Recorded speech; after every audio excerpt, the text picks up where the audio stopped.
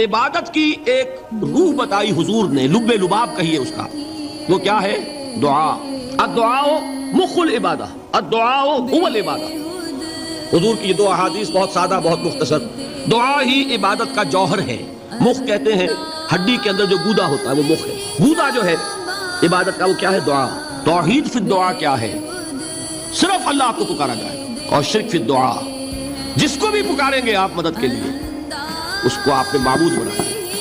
کیسے باشا یہ مسئلہ سمجھ لیجئے، لا تدعو مع اللہ احد، اللہ کے ساتھ کسی کو مت پکارو۔ حضور نے فرمایا کہ جوتی کا تسمہ بھی مانگنا ہو تو اللہ سے مانگو، اللہ نے تو دروازہ کھولا ہوا ہے، جو چاہو مانگو، کسی اور سے مت مانگو۔ دیکھیے ایک علمی مسئلے اور ہوتے ہیں، یہ جو روحانیات کا معاملہ ہے، عالم ارواح میں کیا صورت ہے، ارواح صرف کہیں اللہ کے پاس کسی کولڈ سٹوریج میں ہے یا اس کا اس دنیا سے بھی کوئی تعلق ہے، یہ علمی مسائل ہے۔ فرض کیجئے اس وقت کوئی ارواح یہاں موجود ہو، فرض کیجئے، میں اس کا انکار نہیں کروں گا، ہو سکتا ہے کہ ہو سکتا ہے کوئی روحانیت والا شخص بتا بھی دے کہ ہاں فلاں کی روح موجود ہے، ہوگی بھائی، اسے نظر آتی ہوگی، ٹھیک ہے۔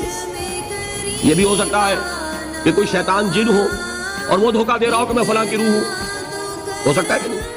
لیکن یہ بھی ہو سکتا ہے، وہ بھی ہو سکتا ہے، مجھے اس سے بحث نہیں۔ مجھے جس سے بحث ہے وہ یہ ہے کہ مجھے پکارنے کی اجازت نہیں ہے، ہوا کرے کسی کی بھی موجود ہوا کرے، مجھے میرے رب کی اجازت نہیں ہے کہ میں اسے پکاروں۔ مدد مانگوں گا اللہ سے، دعا کروں گا اللہ سے، استغاثہ کروں گا اللہ سے، تکلیف کے لیے دہائی دوں گا اللہ سے۔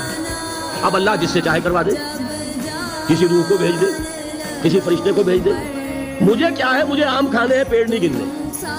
فلاں روح نے آگے کام کر دیا، ارے بھائی میرا کام بننا چاہیے، اور فرشتہ آ گیا اس نے کام بنا دیا، ارے مجھے کیا غرض ہے اس سے، میرا کام بننا چاہیے۔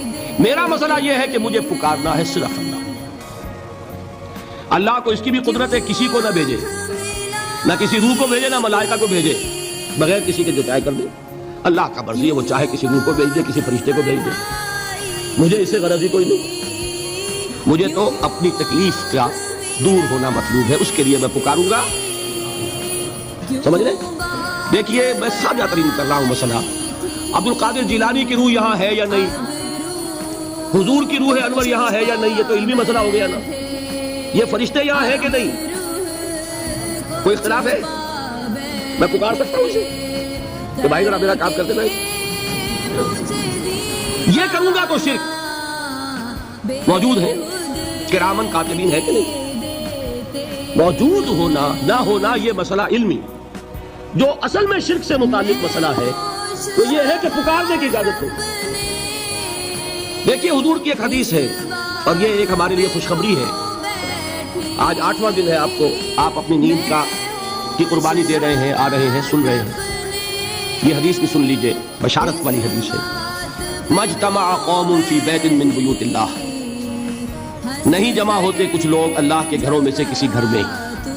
اس کا مصداق اول تو مسجد ہوگی، لیکن تقریباً تمام محدثین نے مانا ہے کہ صرف مسجد تک محدود نہیں ہے، سب گھر اللہ کے ہیں، یہ جگہ کس کی ہے؟ تو عام ہے یہ چیز، لیکن مسجد کیا ہوگا تو وہ مصداق اول ہو جائے گا۔ مجتمع قوم فی بیت من بیوت اللہ یتلون کتاب اللہ ویتدارسونہ بینہم، کام کیا کر رہے ہوں کہ اللہ کی کتاب پڑھ رہے ہوں، وہ سمجھ رہے ہوں، سمجھا رہے ہوں، تو کیا ہوتا ہے؟